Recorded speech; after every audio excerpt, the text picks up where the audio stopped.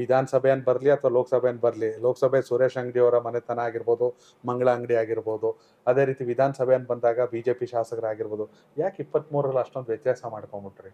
23ರಲ್ಲಿ ಏನಾಗ್ತಿದ್ದು, ಯೋಜನೆಗಳಿಂದ ಸುಳ್ಳು ಆಶ್ವಾಸನೆ ಕೊಟ್ಟರು. ಕೊಡ್ತೇವೆ ನಾವ್ ಎಲ್ಲರಿಗೂ ಇದು ಕೊಡ್ತೇವೆ ಅಂತ ಹೇಳಿ ಬಿಜೆಪಿಯನ್ನ ಸೋಲ್ಸೋ ಕೆಲಸ ಮಾಡಿದ್ರು ಅಂತ ಆರೋಪ ಇದೆ. ಅಷ್ಟ ಅದೆಲ್ಲ ಹೇಳಕ್ ಅಷ್ಟ ರೀ. ಅದ್ ರೀತಿ ಯಾವ್ದ್ ರೀತಿ ನಡೆದಿಲ್ಲ. ಎಲ್ಲರೂ ಪ್ರಯತ್ನ ಮಾಡಿ ಒಗ್ಗಟ್ಟಿ ಬೆಳಗಾವದಾಗ ಒಗ್ಗಟ್ಟೈತೆ ಅಂತ ಹೇಳಕ್ ಮಣ್ಣಿ ಜಗದೀಶ್ ಶೆಟ್ಟರ್ ಆರ್ಸಿ ಬಂದಂತಹ ಒಂದು ಆನ್ಸರ್. ಎಷ್ಟೋ ಈ ಕಾಂಗ್ರೆಸ್ ಅವ್ರು ಎಷ್ಟು ಪ್ರಯತ್ನ ಮಾಡ್ರು, ಎಲ್ಲಾ ರೀತಿ ಆಶೆ ಆಮಿಷ ಎಲ್ಲ ಒಡ್ಡಿ ಬಿಟ್ಟಿದ್ರು. ಖರೆ ಇಲ್ಲಿ ಹಿಂದುತ್ವ, ನರೇಂದ್ರ ಮೋದಿ, ಬಿಜೆಪಿ ಸಂಘಟನೆ, ತಳಮಟ್ಟದ ನಮ್ಮ ಸಂಘಟನಾ ಏನೈತೆ ಅದು ಇನ್ನ ಯಾರಿಗೋ ಬಂದ್ರೆ ಇಲ್ಲಿ ಆಗುದಿಲ್ಲ ಅಂತೇಳಿ ಮತ್ತೊಮ್ಮೆ ಉದಾಹರಣೆ ಆಗೈತೆ ಅಂತ ಹೇಳಕ್ ಬರ್ತಾರೆ. ಓಕೆ, ಮತ್ತೊಂದ್ ಕಡೆ ಬಿಜೆಪಿಯಲ್ಲೇ ಒಂದಷ್ಟು ಶಾಸಕರುಗಳು ಅಥವಾ ಒಂದಷ್ಟು ಬಿಜೆಪಿ ನಾಯಕರುಗಳು ಹೇಳುವಂತ ಮಾತು, ಕಷ್ಟಪಟ್ಟವ್ರಿಗೆ ಅವಕಾಶ ಸಿಗಲ್ಲ, ಕೊನೆ ಕ್ಷಣದಲ್ಲಿ ಬದಲಾವಣೆಗಳಾಗುತ್ತೆ. ಯಾಕಂದ್ರೆ ಈ ಬಾರಿ ಪ್ರತಾಪ್ ಸಿಂಹ ಮಾಡಿದ ತಪ್ಪೇನು ಅಂತ ಯಾರಿಗೂ ಗೊತ್ತಾಗಿಲ್ಲ. ಈಶ್ವರಪ್ಪ ಅವರು ಪಕ್ಷಕ್ಕೆ ಈಶ್ವರಪ್ಪ ಅವ್ರಿಗಿಂತಲೂ ದುಡಿಬೇಕಾದಂತ ವ್ಯಕ್ತಿ ಬೇಕಾಗಿರ್ಲಿಲ್ಲ. ಎಷ್ಟೋ ಉದಾಹರಣೆಗಳು ನೋಡಿದೀವಿ. ಅನಂತ್ ಕುಮಾರ್ ಹೆಗಡೆನ ಸತತವಾಗಿ ಗೆಲ್ಸ್ಕೊಂಡ್ ಬಂದ್ರು ಜನ ಉತ್ತರ ಕನ್ನಡದಲ್ಲಿ.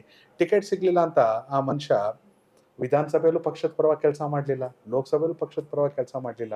ಇಷ್ಟೆಲ್ಲ ವ್ಯತ್ಯಾಸಗಳಾದಾಗ ಹೇಗೆ ನಂಬ್ಕೊಂಡು ಸಾಗ್ಬೇಕು? ಯಾಕೆ ಈ ಮಾತನ್ನ ಹೇಳ್ತೀನಂದ್ರೆ, ಜಗದೀಶ್ ಶೆಟ್ಟರ್ ಕಾಂಗ್ರೆಸ್ಗೆ ಹೋಗ್ತಾರೆ ಅಂತ ಯಾರು ಕನ್ಸಲ್ಲೂ ಅನ್ಕೊಂಡಿರ್ಲಿಲ್ಲ. ಏನ್ ಬೇಕಾದ್ರೆ ಆಗ್ಬೋದು. ಎಲ್ಲಾ ರೀತಿಯ ರಾಜಕೀಯ ತಂತ್ರ, ಪ್ರತಿತಂತ್ರ, ಕುತಂತ್ರಕ್ಕೆ ಮುರುಗೇಂದ್ರ ಪಾಟೀಲ್ ಅವರು ರೆಡಿಯಾಗಿ ಸಾಕ್ತಿದಾರ? ಹೇಗೆ ಸಾಗ್ಲೇಬೇಕು. ವಿಶ್ವಾಸ, ಪಕ್ಷದಲ್ಲಿ ವಿಶ್ವಾಸ ಇದೆ, ನಮ್ಮ ನಾಯಕರ ಮ್ಯಾಗ ವಿಶ್ವಾಸ ಇದೆ. ಆ ವಿಶ್ವಾಸ ನಾವು ಯಾವ್ದೀಗ ನೀವು ಹೇಳ್ರಿ, ನಮ್ಮ ಇವ್ರಿಗೆ ಹೆಗಡೆ ಅವ್ರಿಗೆ ಟಿಕೆಟ್ ಸಿಗ್ಲಿಲ್ಲ. ಖರೆ ಹೆಗಡೆ ಅವ್ರಿಗೆ ಟಿಕೆಟ್ ಸಿಗ್ಲಿಲ್ಲ, ವಿರೋಧ ಎಲ್ಲಿ ಮಾಡ್ಲಿಲ್ಲ. ಬಿಜೆಪಿಯಲ್ಲಿ ಇದ್ದುಕೊಂಡು ಯಾರೇ ಬಿಜೆಪಿಯಲ್ಲಿ ಯಾರು 15-20 ವರ್ಷ ಮಾಡಿದಾರೋ, ಈ ಜಗದೀಶ್ ಶೆಟ್ಟರ್ ಉದಾಹರಣೆ. ಅವ್ರು ಹೋದ್ರು 1 ವರ್ಷ 1.5 ವರ್ಷದೊಳಗೆ ವಾಪಸ್ ಯಾಕೆ ಬಂದ್ರು? ಶೆಟ್ಟರ್ ಪಕ್ಷ ಬಿಟ್ಮೇಲೆ ಬೆಲೆ ಗೊತ್ತಾಯ್ತು. ಬೆಲೆ ಗೊತ್ತಾಗೋದು ಬಿಡುದು ಎರಡನೇ ವಿಷಯ ಸರ್. ಬಿಜೆಪಿಯಲ್ಲಿಂದ ಬಂದಂತಹ ಕಾರ್ಯಕರ್ತರಾಗ್ಲಿ, ಲೀಡರ್ ಆಗ್ಲಿ, ಬೇರೆ ಪಕ್ಷದಲ್ಲಿ ನಾವು ಹೋಗಿ ಅಡ್ಜಸ್ಟ್ ಆಗಲಿ ಶಕ್ಯನೇ ಇಲ್ಲ. ಇಲ್ಲಿರುವಂತ ದೇಶ ಸಿದ್ಧಾಂತಗಳು ನಾವು ಬೇರೆ ಪಕ್ಷದಲ್ಲಿ ನೋಡಕ್ ಸಿಗಲ್ಲ. ಪೈಲಾ ದೇಶ ಪಕ್ಷ, ನಂತರ ನಮ್ಮದು ವಿಚಾರ.